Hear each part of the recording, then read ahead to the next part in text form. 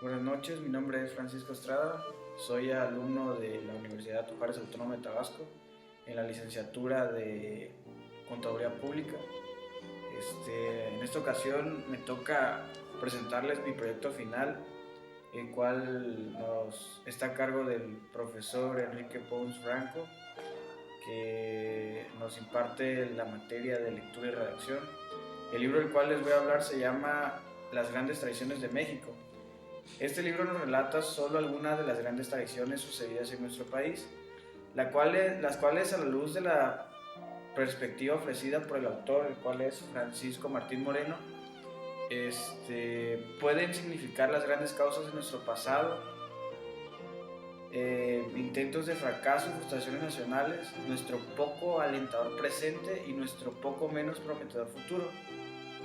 La historia mexicana desde la época precolombina hasta la época revolucionaria está impregnada de grandes tradiciones llevadas a cabo por nuestra propia gente.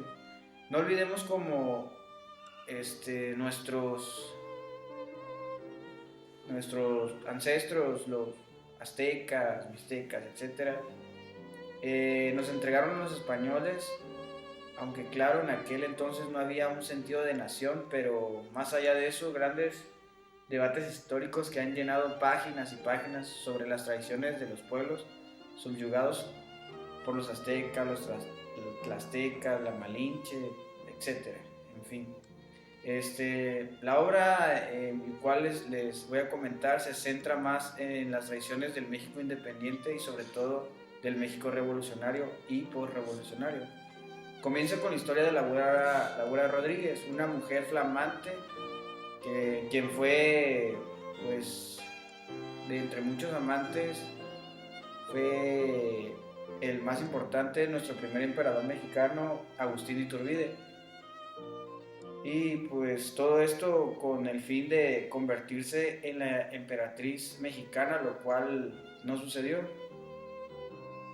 Aunque no dio un impacto a la sociedad mexicana o lo que era la nación en ese entonces, pues queda grabado como una de las primeras grandes traiciones, puesto que esta mujer llevó a Iturbide al grado de meter a un convento a su esposa acusando. De ahí nos cuenta la trágica historia de Doroteo Arango, Pancho Villa y su muerte decidida por Obregón y Calles. En este capítulo la narrativa en su mayoría la hace un soldado como tantos orgulloso de pelear al lado del mentado Centauro del Norte. Después el autor nos narra la historia de dos personajes que si bien son tan comentados en la historia recurrentes de nuestro México, de igual forma fueron traicionados cuando intentaron sobrevarse al clan Calles Obregón, cuando Arnulfo Gómez y Francisco Serrano, que terminaran siendo, parafraseando al propio Moreno, la oposición exterminada. De ahí salta uno de los capítulos más trágicos para la historia nacional y que son narrados a detalle por el autor, la traición a Francisco y Madero. Este capítulo lo recomiendo mucho, pues podemos ver cómo desde entonces tener confianza en otro mexicano puede convertirse en el mayor error de un mexicano. Pues Madero, tan inocente, retratan que puede llegar a caer mal en el gusto del lector. Una vez que se haya sacudido lo acontecido por Madero, la verdadera historia de la muerte de Benito Juárez. Ese es el siguiente capítulo. Olivera del Pozo, conocida como la Carambada, fue quien dio muerte al que muchos consideran el gran reformador del México moderno. Tras los elementos de aquel móvil, el amor, la sed y la venganza, pues aquí el autor deja a criterio tomar la muerte de Juárez como una historia, un mito o quizás una leyenda.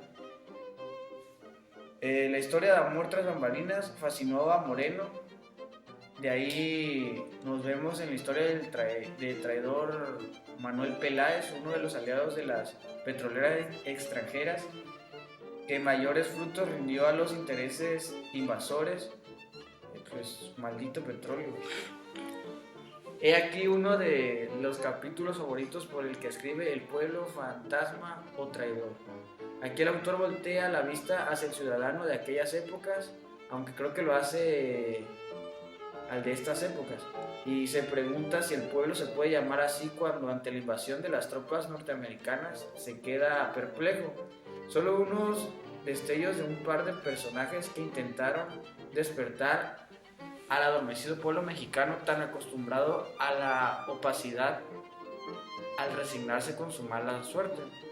Es posible que se convierta el pueblo en traidor cuando no se hace nada ante la inminente invasión y tal vez la pérdida de la soberanía ante manos gringas. Pues esa es una pregunta que aún es vigente y está en el aire y sigue aplicándose hoy en pleno 2015. Seguido de esto nos narra los últimos momentos del siervo de la nación, don José María Morelos y Pavón. Él mismo se llegó a preguntar si fue traicionado o traidor o no seguir lo que su iglesia le pidió. Pues otro de mis capítulos favoritos llega a continuación, la cual es la traición a Emiliano Zapata. La narrativa utilizada en el capítulo es narrado por el propio caudillo del sur. Bueno, pues una de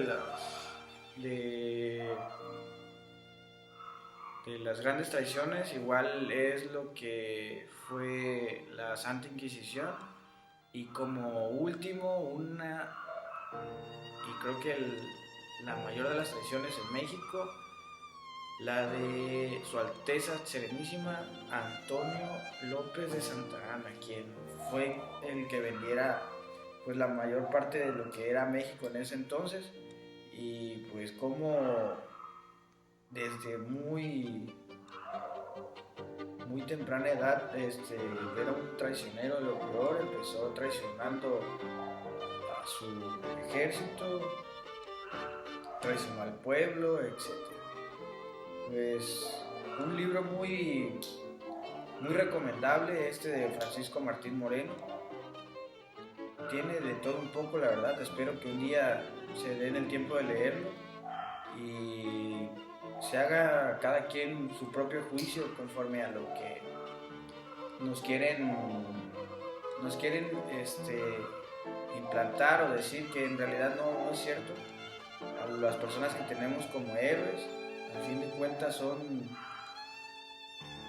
personas comunes y corrientes que tienen defectos como cualquier otro humano y que igual en su tiempo traicionaron o cometieron errores.